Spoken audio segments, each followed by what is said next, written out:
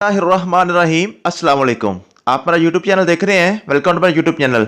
Government job 2023 की test preparation के हवाले से सेशन 3 का लेक्चर नंबर 4 पढ़ेंगे आज। लेक्चर नंबर 4 में आज हमने पढ़ना है एजुकेशन का एक बड़ा इंपॉर्टेंट टॉपिक है teaching methods.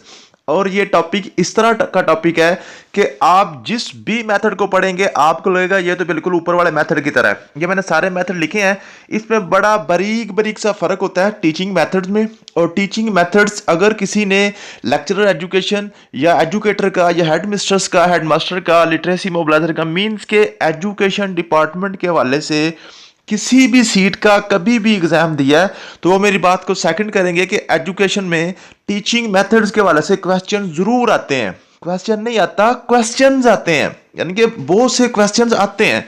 Head mistress, head master और आपका एजुकेटर्स और लेक्चरर एजुकेशन के हवाले से ये बल्कि मोस्ट इंपॉर्टेंट टॉपिक होता है टीचिंग मेथड्स। और ये टीचिंग मेथड्स का टॉपिक ऐसा टॉपिक होता है, इसमें बड़े बारीक बारीक से फर्क होते हैं सारे टीचिंग मेथड्स में। और अक्सर लोग जो है ना इसमें मिक्सअप हो जाता है और अपना जो क्वेश्चन गलत कर आते हैं। ठीक है, तो आज आपने बड़े ध्यान से, बड़े आराम सुकून से आपने इसको फ्री ऑफ माइंड और पीस ऑफ माइंड के साथ आपने इसको देखना है लेक्चर को।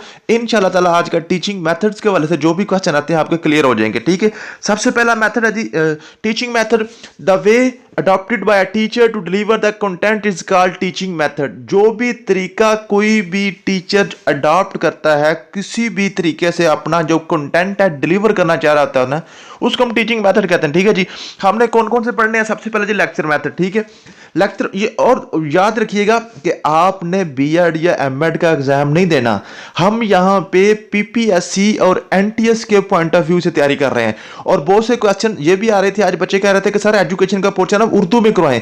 बेटा याद रखिएगा, आपको उर्दू में कोई क्वेश्चन नहीं आना। जब भी आपने गवर्नमेंट जॉब के वाले से जाना है, पीपीएससी जाएं या केपीपीएससी जाएं या आजाद कश्मीर वाले हैं, जहां पे भी आप हैं, आपको एजुकेशन का पोर्शन इंग्लिश में आना है, उर्दू में नहीं आना, इसलिए आपने इसको इंग्लिश में तैयार करना है। ठीक है, और दूसरी बात यह है कि मैंने मेन पॉइंट्स लिखे हैं, दो दो तीन तीन लाइनों में उनको मैंने समराइज किया। सारे जो टीचिंग मेथड है ना, उनको दो दो तीन तीन लाइनों में मैंने समराइज करने की कोशिश किया।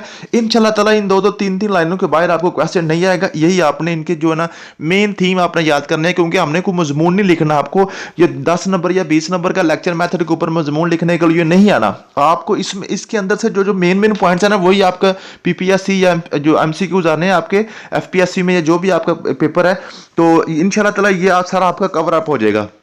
लेक्चर मेथड है, lecture method is presentation of content. ठीक है, ये प्रेजेंटेशन है, प्रेजेंट करता है टीचर कंटेंट की। ठीक है, उसके बाद it is teacher centred method. और ये याद रखिएगा, दो चार बातें बार बार हर टीचिंग मेथड में आएंगी। ठीक है, सबसे पहले क्या है जी टीचिंग, ये it is teacher centred method.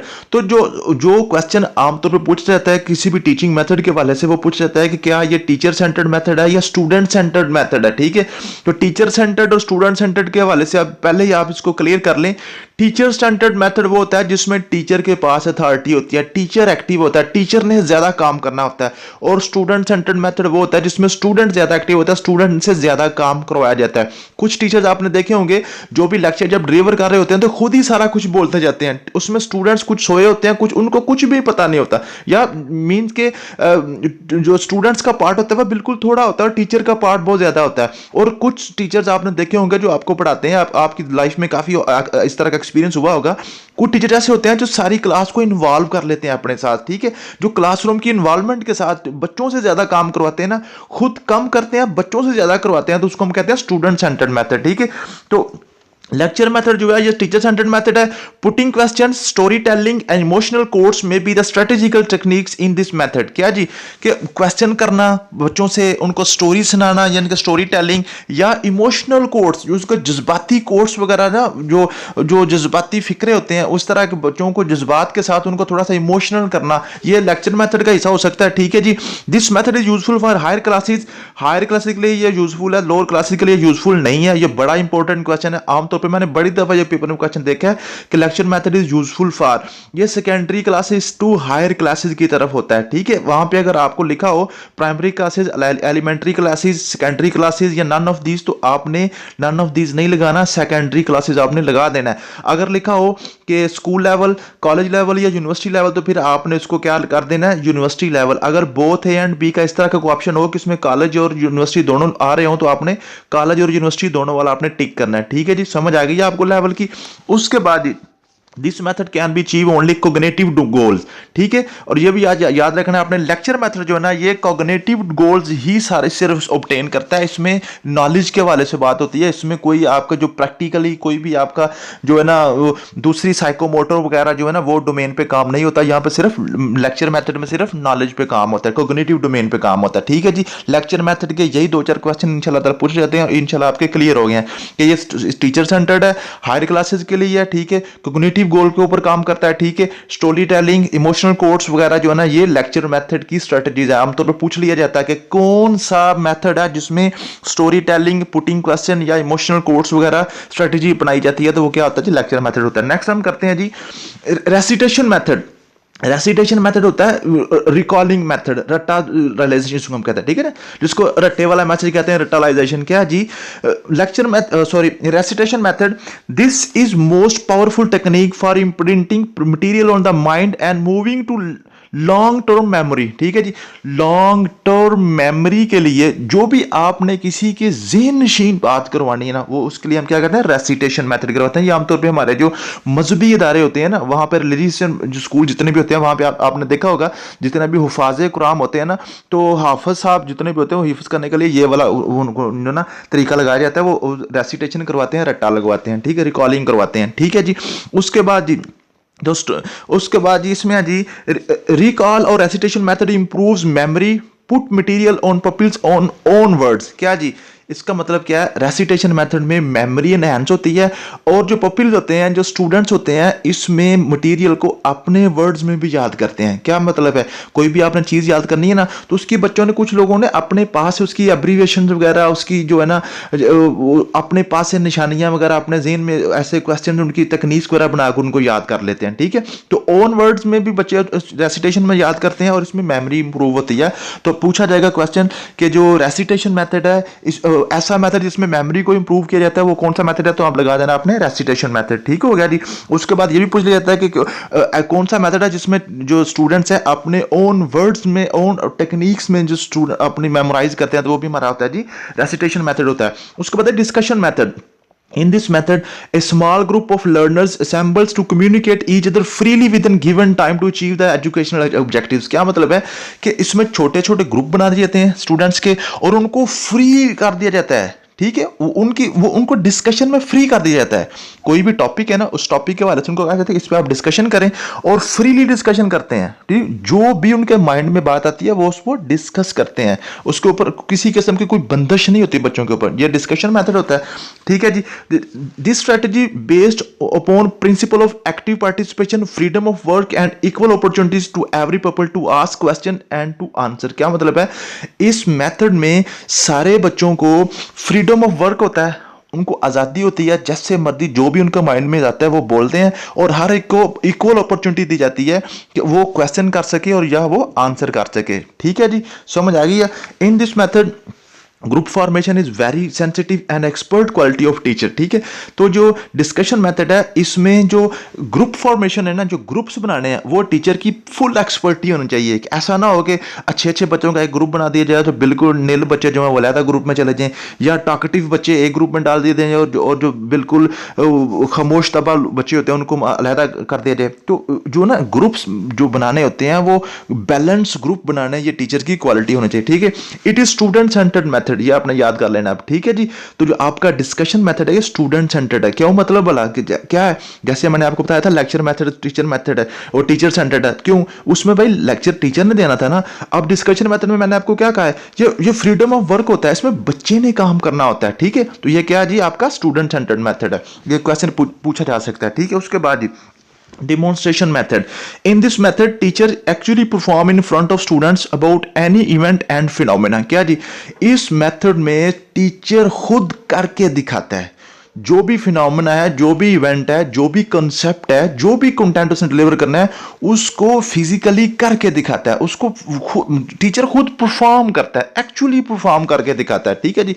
It is aids based method of teaching. इसमें audio video aids audio visual जो है ना, ऑडियो विजुअल एड्स जो आपके हेल्पिंग मटेरियल्स वगैरह होते हैं ना, उस पे बेस कर रहा होता है। देखा टीचर ने जो भी उनको कोई चीज़ दिखानी है या करके दिखानी है, उसमें उसको कोई ना कोई उसके एविएट्स तो होंगे ना, कोई कि उसको हेल्पिंग मटेरियल तो चाहिए होगा ना, ठीक है ना। तो ऑडियो विजुअल एड जो है ना वो भी इसमें यूज होते हैं। It helps to achieve the psychomotor objective. Psychomotor क्या था, आपको याद होगा जब हमने ब्लूम टेक्सोनॉमी में पढ़ी थी, तो साइकोमोटर में क्या था, स्किल्स पे काम होता है, ठीक है। तो डिमॉन्स्ट्रेशन क्या करके दिखाना है ना, ये फिजिकल वर्क है ना, तो फिर स्किल्स आ रही हैं, ठीक है। It is more useful for skill development objectives. It is teacher centred method. क्या जी, ये भी टीचर सेंटर्ड मेथड। क्यों भाई, टीचर ने करके दिखाना है ना। फिर आपने याद कर लेनी है बात कि डिमॉन्स्ट्रेशन में क्या टीचर परफॉर्म करके दिखा रहा है, स्टूडेंट्स नहीं परफॉर्म कर रहे, टीचर कर रहा है। इसलिए क्या जी, टीचर सेंटर्ड मेथड है। और डिमॉन्स्ट्रेशन मेथड में ये भी आपको क्वेश्चन पूछ लिया जाता है कि ऐसा मेथड जिसमें स्किल डेवलपमेंट पे काम होता है, तो वो कौन सा आता है जी, डिमॉन्स्ट्रेशन मेथड होता है, ठीक है जी। उसके बाद इन this method a very expert teacher is and essential in this method a very expert teacher is essential and students are not allowed to observe the demonstration, not allowed to freely discuss, ठीक है जी। उसका क्या मतलब है जी, इसमें teacher expert जरूरी होना चाहिए कि टीचर जो को परफॉर्म कर सके। अगर टीचर में एक्सपर्टी नहीं होगी तो वो परफॉर्म नहीं कर सकेगा। उसके बाद जी यहाँ पे थोड़ी सी मिस प्रिंटिंग हुई है, स्टूडेंट्स आर नॉट अलाउड नहीं होता, इसमें होता है टीचर्स आर ओनली अलाउड आना था, ठीक है, ये करेक्ट कर लीजिएगा। The students are only allowed, ये लास्ट पे जो नॉट लिखा हुआ है ये नहीं आना, ठीक है। Students are only allowed to observe the demonstration, not allowed to freely discuss. क्या मतलब है, इस मेथड में स्टूडेंट्स को ये अलाउ किया जाता है कि आप ऑब्जर्व करें, जो भी टीचर आपको करके दिखा रहे हैं ना उसको आप ऑब्जर्व करें, अपने ज़हन नशीन करें। उनको ये अलाउ नहीं किया जाता कि आप आपस में डिस्कशन कर लें, उसके ऊपर आप कमेंट करें। जो टीचर ने करना है उसी को उन्होंने फॉलो करना है, इसलिए ये क्या जी, टीचर सेंटर्ड मेथड है। उसके बाद ह्यूरिस्टिक मेथड है। ह्यूरिस्टिक मेथड को डिस्कवरी मेथड भी कहते हैं, ठीक है जी। The term heuristic is derived from heurisis, it means to discover और टू इन्वेस्टिगेट। क्या जी, ह्यूरिस्टिक मेथड जो है ना इसको डिस्कवरी या इन्वेस्टिगेशन मेथड भी कहते हैं, ठीक है जी। A problem is placed before a learner and they attempt to seek the solution of the problem. क्या जी, कोई भी प्रॉब्लम है, कोई भी क्वेश्चन है, कोई भी टॉपिक है, वो स्टूडेंट के सामने रख दिया जाता है, ठीक है। अब स्टूडेंट्स को फ्री कर दिया जाता है, आप इसके हवाले से क्या जी, इन्वेस्टिगेशन करें, इसका सोल्यूशन डिस्कवर करें, आप इसका सोल्यूशन डिस्कवर करें। आप मुझे बताएं, जब एक प्रॉब्लम किसी स्टूडेंट के सामने रख दी गई है, आप स्टूडेंट को कहा जा रहा है कि आप इसका सोल्यूशन ढूंढें, आप, इसका मतलब है क्या है जी, इसमें ये स्टूडेंट सेंटर होगा, टीचर सेंटर होगा, ये स्टूडेंट सेंटर होगा, क्योंकि इसमें स्टूडेंट ने काम करना है। जैसे डिमॉन्स्ट्रेशन मेथड में किसने काम किया, टीचर ने किया, तो वो टीचर सेंटर था। और ये यहाँ पे कौन कर रहा है, डिस्कवरी मेथड में, इसमें स्टूडेंट काम कर रहा है, तो ये स्टूडेंट मेथड होगा, ठीक है जी, स्टूडेंट सेंटर्ड मेथड है। This method develops the scientific approach, ठीक है जी, ये साइंटिफिक अप्रोच डेवलप करता है। क्यों, साइंटिफिक अप्रोच क्या होती है, जो डिस्कवरी होती है, जो इन्वेस्टिगेशन होती है, वो साइंसदान ही डिस्कवर करते हैं ना चीजें। तो डिस्कवरी मेथड या ह्यूरिस्टिक मेथड जो है ना, वो साइंटिफिक अप्रोच जो है ना बच्चों में डेवलप करता है। तो ये भी क्वेश्चन अक्सर पूछा जाता है कि वो कौन सा मेथड है जिसमें साइंटिफिक जो अप्रोच है वो डेवलप होती है, वो क्या होता है जी, ह्यूरिस्टिक मेथड होता है, ठीक है। ह्यूरिस्टिक मेथड का दूसरा नाम क्या है, डिस्कवरी मेथड है, ठीक है। तो ये बड़ा इंपॉर्टेंट क्वेश्चन है। The method is useful in higher classes and in smaller number of students. क्या जी, कि हायर क्लासेस के लिए, क्योंकि देखिए ना, आप छोटे बच्चों को तो आप नहीं कह सकते कि ये आपके पास प्रॉब्लम है, बताएं इसका सोल्यूशन क्या होगा। ये हायर क्लासेस के लिए होता है, और ये जो है ना स्मॉल ग्रुप्स के लिए होता है। बड़ी लार्ज नंबर ऑफ जो स्टूडेंट जिस क्लास में हो गए वहां पे ये जो है ना यूजफुल नहीं होता, ठीक है जी। Classroom discipline maintenance is the main task of teacher. देखें ना, जब बच्चों को आपने कोई भी टास्क देगा, उनको फ्री कर देना, खुद इस पे सोचें, तो क्लासरूम मैनेजमेंट जो है ना, क्लासरूम का माहौल, बच्चे उसमें ना उसको मेंटेन रखना, डिसिप्लिन मेंटेन रखना टीचर की बड़ी जिम्मेदारी होती है। डिसिप्लिन मेंटेन फिर नहीं रहता, ठीक है। उसके बाद एक्टिविटी मेथड। एक्टिविटी मेथड, अब एक्टिविटी मेथड और डिमॉन्स्ट्रेशन मेथड में अक्सर लोग जो है ना मिक्सअप कर देते हैं। याद रखिएगा जी, डिमॉन्स्ट्रेशन मेथड है जिसमें टीचर ने करके दिखाना है, एक्टिविटी मेथड वो है जिसमें स्टूडेंट ने करके दिखाना है। दोनों सेम चीजें हैं, उसमें भी एक्टिविटी हो रही है, फिजिकल जो ना वो परफॉर्म करके दिखा रहा है टीचर, और यहाँ पे क्या है जी, एक्टिविटी में क्या है जी, स्टूडेंट करके दिखा रहा है, ठीक है जी, सेम वही चीज है, ठीक है। Activity method bring the students close to the real life situation, they get first hand experience in certain activities it is student centred method, types of activities involve in this method are as, ठीक है जी, क्या जी, इसमें students खुद अपना first hand experience उसको मिलता है, क्या जी, वो खुद उसको कोई भी काम है ना उसको करके देखते हैं, उनको अपना एक्सपीरियंस होता है, ठीक है, उनको अपना तजुर्बा हासिल होता है। जो स्टूडेंट्स है रियल लाइफ सिचुएशन में उनको ऐसा नहीं होता कि सिर्फ उनको कॉपी पेंसिल पे पढ़ा दिया जाए और उनको कह दिया जाए क्या होमवर्क करके ले, ऐसा नहीं होता। तो उनको खुद उसको करके दिखाना होता है, स्टूडेंट को कहा जाता है कि ये काम है आपने इस तरह करना है, करके दिखाएं। इसमें कौन कौन सी एक्टिविटी होती है जी, सबसे पहले जी एक्सप्लोरेटरी जो है ना एक्टिविटी, आपकी एक्सप्लोरेटरी एक्टिविटी है कौन सी, गेटिंग नॉलेज, ऐसी एक्टिविटी जिसमें बच्चों को नॉलेज हासिल होता है, ठीक है। उसके बाद नंबर 2 एक्टिविटी कौन सी होती है, जिसमें उनको एक्सपीरियंस होता है, कंस्ट्रक्टिव एक्टिविटीज होती हैं जिसमें उनको कंस्ट्रक्ट करते हैं कोई ना कोई चीज, ठीक है। और उसके बाद तीसरी एक्टिविटी कौन सी, एक्सप्रेशनल, क्यों जी, प्रेजेंटेशन। एक्सप्रेशनल एक्टिविटी कौन सी होती है, ऐसी एक्टिविटी जिसमें बच्चे ने कुछ ना कुछ प्रेजेंट करना होता है, जो उसने सीखा होता है ऊपर। सबसे पहली एक्टिविटी में कौन सा है जी, उनको नॉलेज हासिल होता है किसी भी फिनोमिना के हवाले से। उसके बाद दूसरी एक्टिविटी कौन सी है, उसको एक्सपीरियंस हासिल होता है, वो करके देखते हैं। और तीसरी क्या है, वो प्रेजेंट करते हैं, लोगों को दिखाते हैं, ठीक होगा जी। उसके बाद problem solving method, problem solving method में this method is just a manner of dealing a problem, thing, event और फिनोमेना, क्या जी, ये है जी, ये एक मैनर है, किस तरीके से बच्चे किसी प्रॉब्लम को देखते हैं, उसको कैसे फेस करते हैं। It is method of involving hypothetical solution, suggestion, deliberate test of phenomena until evidence, क्या जी, ये बिल्कुल साइंटिफिक मेथड जैसे अब होता था ना। साइंटिफिक मेथड में क्या होता था, कोई भी प्रॉब्लम होती थी उसके हवाले से पहले क्या था, मफरूजा होता था, उसको हिपोथेसिस कहते हैं, ठीक है। उसके बाद हिपोथेसिस के हवाले से फिर उसके ऊपर क्या होते थे, वो उस ऊपर जो है टेस्ट किए जाते थे, मुख्तलिफ जो है ना रूल्स वगैरह उसमें मुख्तलिफ तजर्बात किए जाते थे, ठीक है। और उसके ऊपर टेस्ट करते जाते थे अनटिल कि जब कोई एविडेंस मिल जाता था उसको हम क्या कहते हैं, साइंटिफिक रूल बन जाता था, ठीक है जी। तो ये इस तरह है। This is student centred method, क्यों जी, प्रॉब्लम सॉल्विंग में कौन कर रहा है, बच्चे काम कर रहे हैं ना, ठीक है। तो ये स्टूडेंट सेंटर्ड मेथड है, ठीक है। And student free to form new ideas and hypothesis, तो इसमें स्टूडेंट्स फ्री होते हैं, उनको अलाउ किया जाता है कि आप न्यू आइडियाज, नए नए तजर्बात, नए नए हाइपोथेसिस, मफरूजात वगैरह खुद बच्चे डेवलप करते हैं अपने माइंड से, और उनको फ्री कर दिया जाता है, ठीक है जी। In this method ideas are born and originality is developed, ये बड़ा इंपॉर्टेंट लाइन है, इसको आपने याद कर लेना है कि कौन सा मेथड है जिसमें न्यू आइडियाज और जो है ना new suggestions, new hypothesis create किए जाते हैं, वो क्या कौन सा आता है जी, प्रॉब्लम सॉल्विंग मेथड, ठीक है। उसके बाद इंडक्टिव मेथड और डिडक्टिव मेथड, इन पे दोनों पे बात बड़ी तफसील से हो गई थी हमारे पिछले लेक्चर में भी, उम्मीद है कि आपको इनकी समझ आ गई होगी। उसके बाद ड्रिल मेथड, ड्रिल मेथड क्या है जी, ड्रिल जैसे ड्रिल मशीन होती है ना, एक जगह पे बार बार घूमते जाना, एक जगह पे बार बार घूमती है ड्रिल मशीन, मीन वही सेम चीज है ड्रिल मेथड में कि a repeated performance of a learning act until at desired level of skill, क्या जी, बच्चे को बार बार कोई काम करवाया जाए, बच्चे को बार बार काम करवाया जाए, तब तक करवाते रहें जब तक उसमें वो जो है ना स्किल वो डेवलप नहीं हो जाती, ठीक है। क्या जी, बार बार वही काम करवाना है, ठीक है। कुछ टीचर ऐसे होते हैं ना, अगर बच्चे को कोई क्वेश्चन नहीं ना आ रहा उसको कहते हैं इसको 50 दफा लिखो, इसको 10 दफा लिख के दिखाओ, बार बार करवाते हैं। या इसमें जब आपने ग्रामर वगैरह जो ग्रामर कह रहा हूँ, जब राइटिंग वगैरह आपने ठीक करवानी होती है ना बच्चे की, तो एक ही वर्ड्स को आप क्या कहते हैं, 10-10 दफा लिख के लिखाओ। या छोटे बच्चों को आप ऊपर एक लाइन लिख देते हैं, उसको कहते हैं नीचे आपने सारी लाइनों पर ये उसके ऊपर देख के आपने लिख के लाना, ठीक है जी, क्योंकि बार बार वही चीजें करवाई जाना, ठीक है। Drill method is useful for spelling correction, spelling correction के वाले से उसको काम कर सकते हैं। Athletics and physical education, physical education वगैरह वाले के लिए ना, जिसमें जो एथलेटिक्स वगैरह जो एथलीट्स को जो उनकी जो ट्रेनिंग करवाई जाती है, उनको बार बार वही काम करवाया जाता है, कराटे वगैरह, जूडो या डांस वगैरह सिखाना हो तो उनको स्टेप्स वगैरह बार बार करवाए जाते हैं, ठीक है। स्पीच करेक्शन एंड टाइपिंग, तो स्पीच करेक्शन जैसे आपको पता है, जिस बच्चे को आपने स्पीच खानी हो तो बार बार स्पीच करवाते हैं, तो उसको बताते हैं यहाँ पे आपने आवाज हल्की करनी थी, यहाँ पे आपने आवाज भारी करनी थी, यहाँ पे आपने इमोशनल बोलना है, यहाँ पे आपने तेज तेज बोलना है। टाइपिंग वगैरह के हवाले से अगर आप जो टाइपिंग टेस्ट करवाते हैं तो बार बार उनको करवाया जाता है।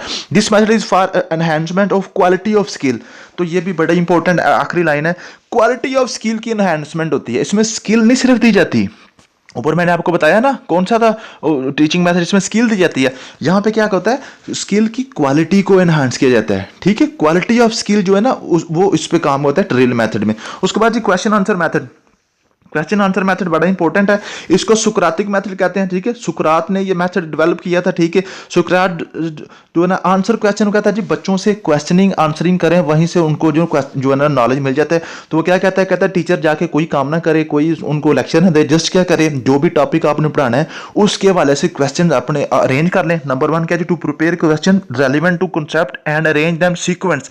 आप सीक्वेंस में इस क्वेश्चन को अरेंज कर लें, पहले बिल्कुल आसान क्वेश्चन, फिर स्टेप बाय स्टेप आप ऊपर लेते जाएं बच्चों को, ठीक है। उसके बाद to present question in such a way that curiosity may be created among the learners. जब क्यूरियोसिटी आपने क्रिएट करनी है लर्नर्स में, जब आपने क्वेश्चन उनको देना है, ठीक है। उसके बाद ask new question relating the learner response, ठीक है। अब जब आपने क्वेश्चन पहले किया, बच्चों में क्यूरियोसिटी पैदा कर ली, उसके हवाले से बच्चे आपको उसका आंसर करेंगे, उनके आंसर को रिलेट करते करते दोबारा क्वेश्चन करें, आस्ता आस्ता उनको बच्चों को आप खुद ही उसके जो करेक्ट आंसर है उसके ऊपर आप ले आएंगे। तो ये आपका क्वेश्चन आंसर मेथड होता है। तो क्वेश्चन आंसर मेथड को सुकरातिक मेथड भी कहते हैं, ये इसका दूसरा नाम है, ठीक है। ये आपने याद कर लेना। उम्मीद है कि आपको टीचिंग मेथड के हवाले से कुछ ना कुछ नो हो गया होगा। इंशाल्लाह ताला जब आप इसको अच्छे तरीके से याद करेंगे, उसको क्लियर करेंगे, इसका टेस्ट देंगे, तो आपको मजीद चीज़ें क्लियर हो जाएंगी। साथ साथ इसका रिवीजन टेस्ट आपका जो है ना वो करेंसीज के हवाले से, ये मैंने 20 करेंसी लिखी थी, सेशन 2 का हमारा टॉपिक था, तो सेशन 2 की ये करेंसीज आपने याद कर लेनी है। तो इंशाल्लाह ताला आप आज का लेक्चर उम्मीद है कि आपको पसंद आया होगा, और आज ही आपने इसको अच्छे तरीके से याद करके आज ही आपने टेस्ट देना। इंशाल्लाह इसका PDF टेस्ट भी आपके व्हाट्सएप ग्रुप्स में अभी पहुंच जाएगा, तो आपने इसको याद करके 1 घंटा आपके पास टाइम है, करने के बाद उसके बाद आपने टेस्ट देना है। थैंक यू सो मच, मिलते हैं नेक्स्ट वीडियो में। अल्लाह हाफिज़।